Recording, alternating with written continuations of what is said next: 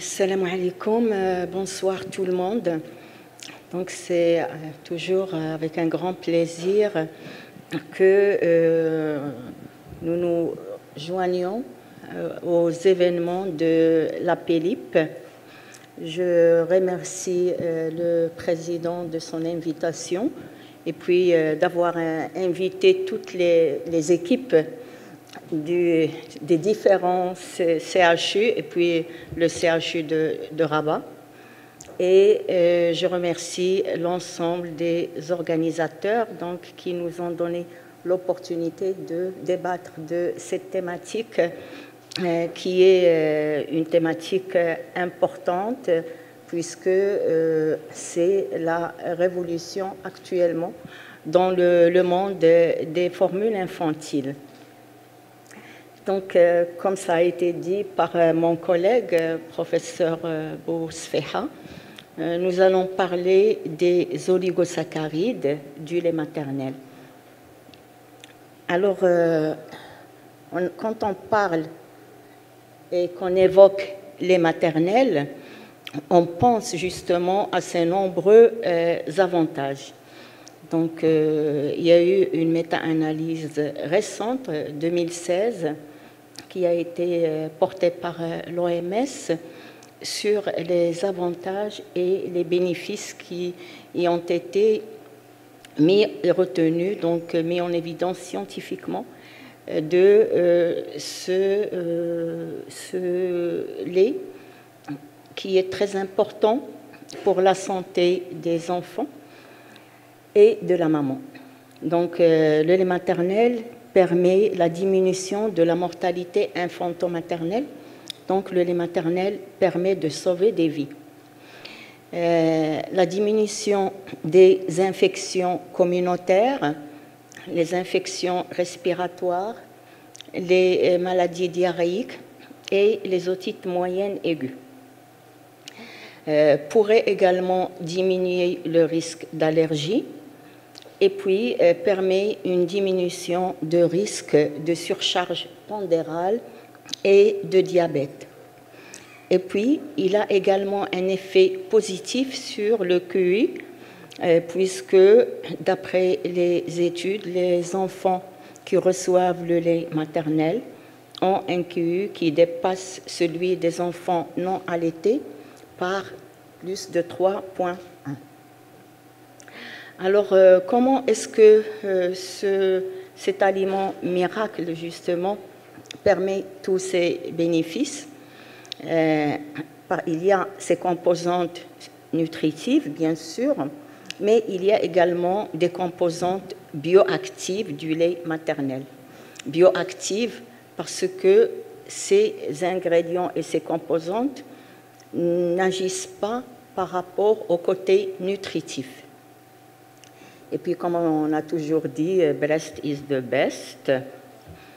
Alors, dans cette présentation, nous allons passer en revue la composition bioactive du lait maternel et d'un ingrédient qui est très important, qu'on appelle HMO, ou Human Milk Oligosaccharides. Donc, on va le garder, puisque même en français, on a gardé HMO, parce que c'est beaucoup plus facile à prononcer. Donc, beaucoup de bénéfices santé sont en rapport avec ces HMO, avec ces oligosaccharides. On va voir la structure des HMO, leur classification, et donc je vous invite d'emblée à retenir deux types et deux structures, le 2FL et le LNNT, puisque vous allez entendre beaucoup parler de ces deux HMO. Et puisqu'ils sont les plus abondants, ils constituent 40% du total des oligosaccharides du lait maternel. Alors, l'intérêt de ces oligosaccharides du lait maternel réside dans, on va voir leur fonction. Donc, ces HMO ont une supériorité par rapport, on va voir la différence avec ceux du lait de vache. Le lait de vache n'en contient pratiquement pas. Je vous l'annonce d'emblée. Les fausses gosses qui ne sont pas similaires aux HMO, aux oligosaccharides du lait maternel, puisque c'est ce que vous connaissez, ils sont d'origine végétale. Et puis, la bonne nouvelle par rapport à ces oligosaccharides, qu'on va voir tous les bénéfices, c'est qu'actuellement, les produire techniquement est possible. Et on commence à avoir des adjonctions de ces HMO dans les formules infantiles.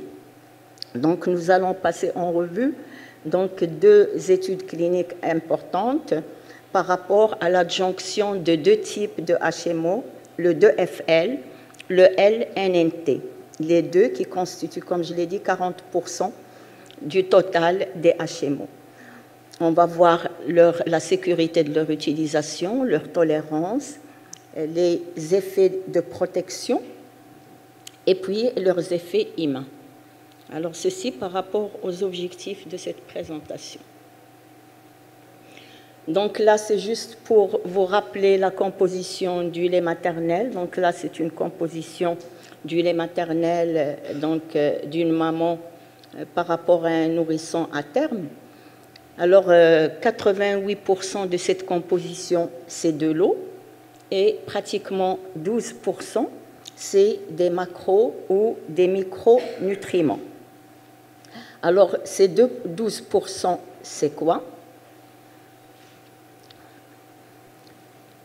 On a 4 composantes majeures, le lactose, les lipides, les HMO qui viennent en 3e rang par rapport à ces 4 composantes et les protéines. Et donc, vous voyez que si on a 70 grammes de lactose par litre, vient après les lipides et tout de suite après, c'est les HMO, donc ceci dans le lait maternel, 5 à 15 grammes par litre, plus élevé que la composition et que le taux de protéines qui est de 8 grammes par litre. Alors, c'est quoi? On va voir un petit peu quelle est leur structure. Alors, nous avons là, c'est des exemples de structure des oligosaccharides HMO. Alors, actuellement, on a identifié jusqu'à 150 à 200 structures différentes. Ça paraît un peu barbare, mais en fait, c'est facile dans la mesure où, là, vous avez les sucres qui vont former ces structures, et glucose, galactose, fucose, puisqu'on n'a pas le fructose dans le lait maternel. Et puis, on a carrément 6 types. Et puis, on a les différentes configurations spatiales. Et donc, c'est l'ensemble qui va nous donner les 200 structures qui sont identifiées actuellement. Et on pense que le nombre est beaucoup plus grand si on continue, si on considère toutes les combinaisons et les différentes configurations dans l'espace. Mais ce qu'il faut retenir, c'est la composante majeure. On a 70 grammes de lactose. Pourquoi? Si vous voyez ces oligosaccharides, le 2FL, le LNT, 3FL, vous avez toujours du lactose, glucose plus galactose. Donc, on a toujours du lactose avec des prolongements, avec des élongations, avec d'autres oses. Donc, ce qui donne, par exemple, le 2FL. Donc, vous avez le lactose, glucose, galactose, et nous avons le fucose qui est là. Et donc, c'est 3 oses. Vous avez le 3FL qui est différent par rapport à la structure spatiale. Et donc, c'est cet ensemble qui fait qu'on a différents types d'oligosaccharides. Et on pense que s'il y a différents types, c'est qu'ils doivent avoir des fonctions qui sont pour la plupart complémentaires.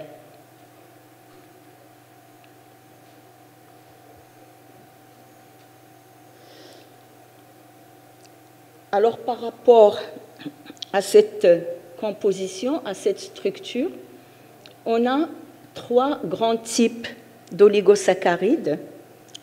Les fucosylés, quand il y a le fucose qui est associé, qui constitue 35 à 55% du compartiment total d'oligosaccharides. On a les neutres, et dans l'élément LNNT qui fait partie des neutres, qui constitue 42 à 55% du compartiment total d'oligosaccharides. On a les sialylés, 12 à 14%. Et quand on pense sialylés, ça vous fait penser au cerveau, donc, où on utilise l'acide sialique donc, pour tout ce qui est développement et maturation cérébrale. Donc, et puis, quand on regarde les fucosylés, on voit que l'élément majeur, c'est le 2FL parmi ces 3 types. Donc, on a 3 classes d'oligosaccharides.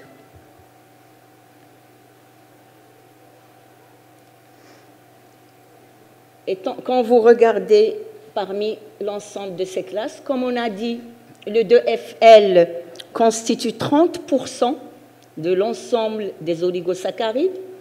Vous avez le LNNT, et le LNNT, l'intérêt, c'est qu'il fait partie des 10 top oligosaccharides. Donc, on en a 10 ici qui constituent également un pourcentage important, et dans le LNNT.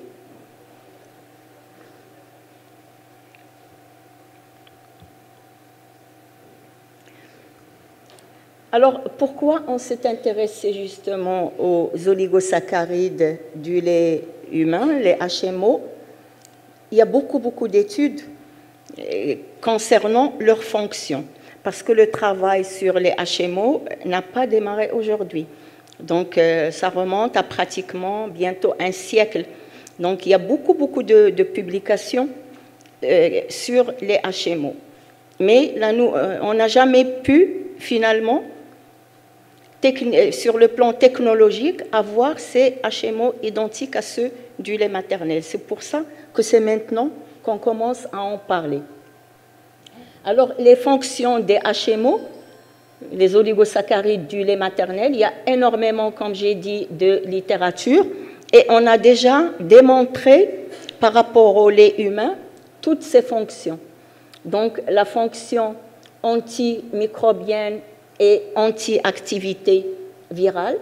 Donc, les HMO vont diminuer tout ce qui est adhésion, bactéries et virus, et justement son adhésion au niveau du tube digestif et son passage pour donner des infections.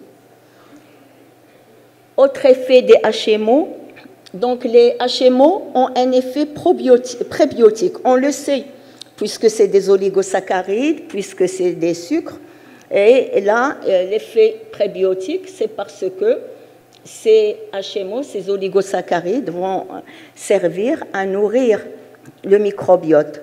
Donc, les bactéries du microbiote vont se nourrir de ces oligosaccharides.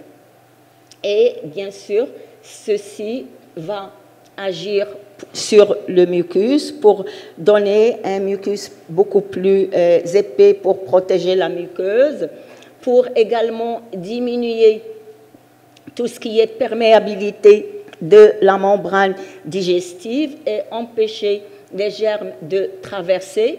Donc tout ça, c'est grâce à cet effet des HMO. Alors, l'effet prébiotique, vous savez, par rapport aux oligosaccharides, et quand on fait la comparaison également avec quand on dit consommer les légumes et fruits, parce que si on ne nourrit pas le microbiote et ses bactéries, qu'est-ce qu'il se passe? Ils vont commencer justement à consommer le mucus, à phagocyter le mucus, ce qui va affiner toute la barrière muqueuse. Et c'est d'où l'intérêt justement de toutes les recommandations nutritionnelles et l'intérêt de cet effet prébiotique. Et puis, nous arrivons à l'immunité. Donc, les HMO également ont un effet sur la modulation immunitaire. Donc, ils vont diminuer tout ce qui est sécrétion inflammatoire et tout ce qui est production de cellules inflammatoires, et puis donner un meilleur équilibre. On parle de déséquilibre TH1, TH2 par rapport dans le cadre justement des maladies allergiques. Donc, les oligosaccharides vont permettre cet équilibre qui diminue justement le risque d'allergie. Et donc, ils vont avoir cette fonction de modulation, cette fonction immune, et également, ils vont avoir cette fonction de susciter la tolérance immunitaire et une maturité donc d'un système digestif, un système humain qui est naïf, tel que celui du nouveau-né et du nourrisson en bas âge. Donc, ceci par rapport aux fonctions de ces divers HMO. Autre fonction également importante, donc quand on regarde la muqueuse intestinale, elle est constituée également d'oligosaccharides. Donc les glycanes qui constituent la muqueuse ressemblent aux oligosaccharides du lait maternel. Ce qui fait les oligosaccharides, les HMO, vont constituer un effet de leurre pour les pathogènes qui, au lieu de se fixer, de venir vers la muqueuse, vont aller vers ces oligosaccharides donc, qui sont d'origine alimentaire et notamment lactée quand on parle d'allaitement maternel. Donc, pour récapituler, les HMO favorisent la colonisation du tube digestif par des bactéries bénéfiques. Les HMO éliminent certains agents pathogènes par un effet leurre. Les HMO modulent le système immunitaire et guident, comme on a dit, la maturation donc immune de ce système immunitaire qui est naïf à la naissance et également entraîner une bonne tolérance immunitaire. Alors, le 2FL, c'est le plus abondant HMO. Il a un effet particulièrement positif sur le microbiote des enfants allaités. Donc, c'est l'effet qu'on a attribué par les études au 2FL. Donc, il a un effet très positif sur le microbiote. Qui dit le microbiote, donc dit modulation immunitaire.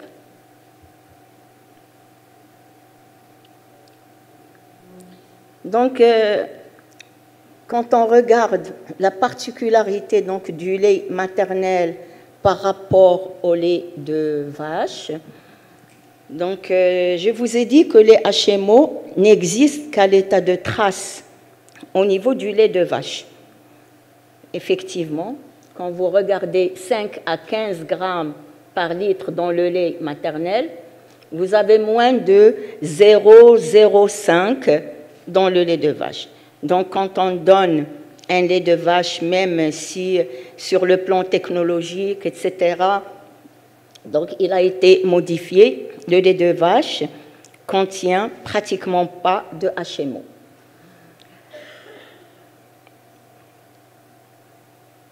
Et puis là, c'est pour rappeler justement l'intérêt du 2FL qui, comme on a dit, constitue pratiquement 30% du total des HMO. Alors maintenant, quand vous regardez, cette diapo, elle est très intéressante parce que finalement, elle nous présente tous les types d'oligosaccharides. Les HMO, dont on a parlé, avec leur structure complexe. Le phosgos, qui ne sont pas naturels, qui n'existent pas naturellement dans le lait maternel, puisque je vous ai dit que le fructose n'existe pas dans le lait maternel. Et puis, les HMO du lait de vache, qui sont à l'état de trace et dont la structure est beaucoup moins complexe que celle des HMO du lait maternel. Alors finalement, la définition des HMO, c'est quoi? Donc ce sont des glucides non digestibles qui constituent le compartiment bioactif du lait maternel. Donc ils ne sont pas là pour nourrir l'enfant, ils n'ont pas de valeur nutritive. Leur valeur, elle est plutôt fonctionnelle. Le type d'HMO le plus abondant, le 2FL. Alors le 2FL, il est identifié depuis plus de 60 ans. Comme je vous ai dit, tous ces oligosaccharides, ce qui existe actuellement sur le terrain, c'est le résultat, comme toujours, de décennies et de siècles de recherche scientifique dans les laboratoires et également sur le terrain. Alors, le HMO, on a reconnu son facteur bifidogène depuis déjà un siècle. Depuis 1930, qu'on sait que le HMO, c'est ce qui a un impact sur le microbiote et sur le bifidus. Les HMO sont uniques. Leurs avantages protecteurs sont étudiés, sont connus depuis des décennies.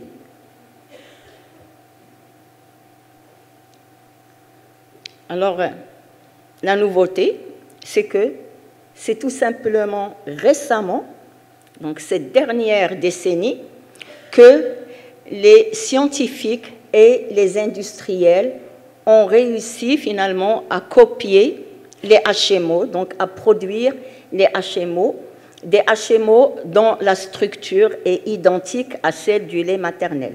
Quand on parle de plus de 200 structures qu'on a identifiées actuellement, on n'a pas encore, sur le plan pratique et sur le plan technologique, on n'a pas encore produit les 200 HMO.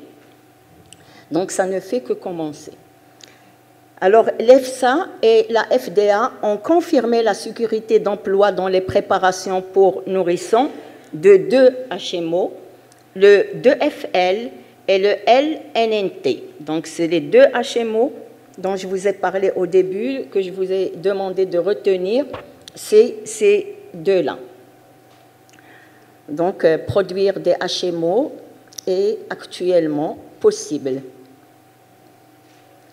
Et bien sûr, pour pouvoir également les produire, prouver leur impact, leur fonction, donc l'EFSA et la FDA donc, ont autorisé ces 2 HMO, 2FL, LNNT, et il faut identifier à quelle dose. Donc, ils ont identifié à partir de quelle dose on peut finalement en faire l'adjonction dans les aliments, notamment dans les formules infantiles. Donc, il y a une sécurité d'emploi des HMO, notamment de ces 2 types d'HMO. Alors, maintenant, par rapport à l'adjonction des HMO dans les formules infantiles. Donc, je vous ai dit qu'on a actuellement des formules infantiles avec l'adjonction du 2FL et le NNNT et qui ont fait bien sûr l'objet d'études cliniques. Alors là, c'est une première étude clinique. Cette étude, c'est pour étudier la tolérance et la sécurité d'emploi d'une formule infantile avec l'adjonction du 2FL. Donc, et puis, si elle assure bien une croissance appropriée chez les enfants chez qui on l'a utilisée. Et la particularité dans cette formule, c'est qu'on l'a utilisée avec un apport calorique, donc de l'ordre d'à peu près 63-64 calories donc, par litre pour être prêt, 63-64 par 100 ml plutôt, pour justement être proche de l'apport calorique du lait maternel.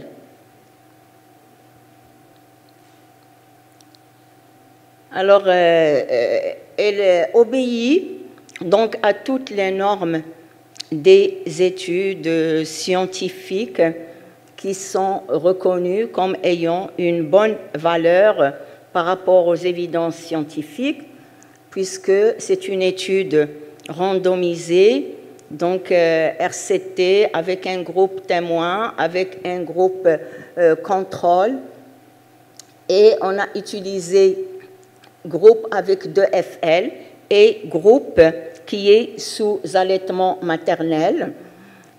Donc, on a utilisé O2, donc par rapport aux doses telles que ça a été recommandé, et les enfants ont été recrutés de la naissance à 5 jours de vie et on les a suivis jusqu'à 4 mois.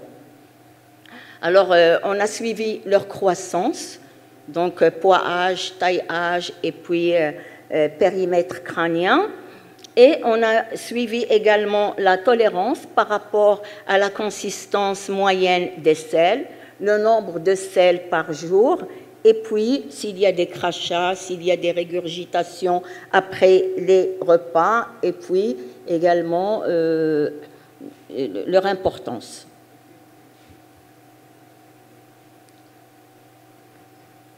Alors, par rapport aux résultats, donc aussi bien par rapport au poids âge que taille âge que périmètre crânien, en utilisant les courbes de croissance de l'OMS, donc on a des courbes qui sont similaires à ceux des enfants qui sont nourris au lait maternel.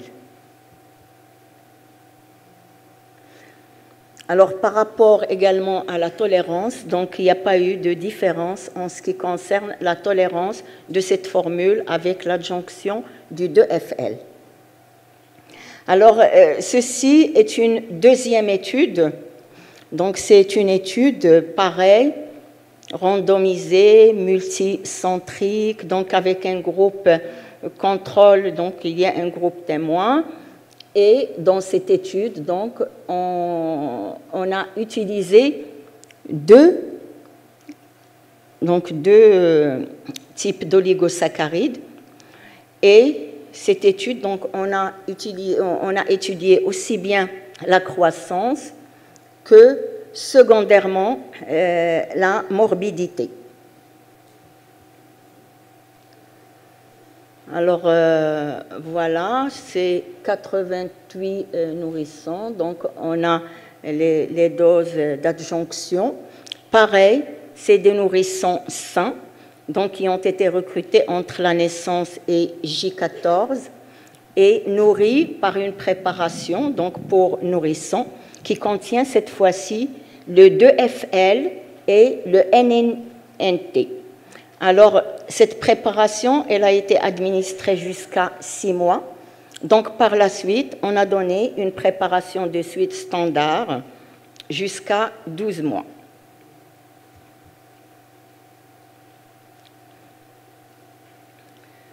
Alors, voilà, on a fait une première analyse de suivi à 4 mois et à 6 mois, donc par rapport à la croissance, par rapport à la tolérance. Et dans cette étude, c'est un objectif secondaire, donc entre 6 mois et 12 mois, ce suivi pour voir la morbidité. Donc les parents remplissaient un questionnaire donc pour dire si les enfants ont fait une infection, type d'infection respiratoire, maladie diarrhéique, s'il y a eu la prise de médicaments antibiotiques, antipyrétiques, s'il y a eu des événements indésirables ou autres. Donc les parents, et puis ils sont examinés donc à 6, 12, 14 par les pédiatres, les cliniciens. Donc par rapport à la croissance, donc pareil, par rapport donc à la première études. Donc, quand on regarde le poids-âge, quand on regarde la taille-âge, la circonférence corporelle, dans cette étude, on a même étudié le BMI, donc Body Mass Index, et c'est conforme à ceux des nourrissons qui sont allaités au sein. Donc, par rapport, pareil, on a utilisé les courbes de croissance de l'OMS. Donc, voilà, donc, on a dit qu'on allait étudier également la morbidité, donc comme phénomène secondaire. Et voilà les résultats. Alors, quand on voit par rapport aux bronchites, donc à 4 mois, à 6 mois, à 12 mois, vous voyez bien, ils sont tous donc inférieurs à 1, donc ils ont fait moins d'infections bronchiques que les enfants qui sont sous une formule non enrichie, donc par les 2 oligosaccharides. Donc par rapport à ça, on n'a pas comparé par rapport aux enfants qui sont allaités au sein, on a comparé par rapport aux enfants qui ont reçu une formule sans HMO. Alors, quand on regarde par rapport à la prise d'antibiotiques, donc pareil, l'effet, il est évident, essentiellement à 6 mois, à 12 mois, et également moins de consommation à 4 mois. Quand on regarde les antipyrétiques, donc à 4 mois, c'est évident, il y a moins de prise d'antipyrétiques, et puis également, il y a une tendance à moins de prise à 6 et 12 mois. Donc, sur le plan, il y a moins, on peut conclure qu'il y a finalement moins de morbidité chez les enfants qui ont pris une formule avec adjonction de 2FL, LN-NT, que ceux qui ont pris une formule standard sans adjonction. Alors, on a regardé le microbiote de ces enfants, aussi bien des enfants breastfeeding, donc sous allaitement maternel, les enfants qui ont eu la formule test avec les 2 HMO et avec la formule standard. Alors, quand on regarde par rapport finalement à la communauté bactérienne et par rapport à la diversité, donc les enfants qui ont pris une formule test donc, se rapprochent de ceux qui sont sous allaitement maternel par rapport à la composition et à la diversité. Quand on regarde, finalement, on a regardé les différentes bactéries, notamment le bifidus. Est-ce que c'est un environnement bifidogène ou pas? Et ce qui est en rouge, c'est un environnement très bifidogène. Et on remarque que les enfants qui ont eu la formule test par rapport aux enfants qui sont sous allaitement maternel, donc leur composition est hautement bifidogène. Elle se rapproche des enfants qui sont sous allaitement maternel et par rapport à ceux du groupe contrôle où c'est un environnement avec un effet bifidogène qui est bas.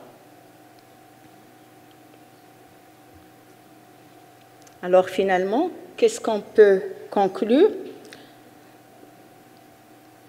Que quand on regarde cette étude, on peut dire que par le biais de la diminution de la morbidité et par cet effet justement sur le microbiote, que le HMO, la formule avec les 2 types d'HMO, donc qu'il pourrait éventuellement avoir un effet de modulation immunitaire.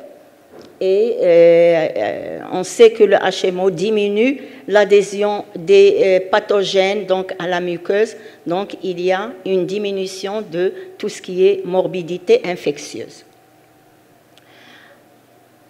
Alors, le HMO, c'est le troisième large et solide compartiment du lait maternel. Il est différent des prébiotiques génériques FOS-GOS. Le 2FL, c'est le plus abondant des HMO et le LNNT est parmi les 10 premiers donc, HMO, en termes également d'abondance. La formule avec 2FL LNNT, c'est une formule sûre qui permet une tolérance digestive et une croissance appropriée. Elle a des propriétés protectrices. Elle permet l'établissement d'un microbiote proche de celui du nourrisson sous allaitement maternel en période précoce. La sécurité de 2FL et le LNNT a été approuvée par l'EFSA et la FDA. Et sur le plan pratique, Nestlé a lancé la première et la seule préparation pour nourrissons avec 2 HMO, le 2FL et le LNNT.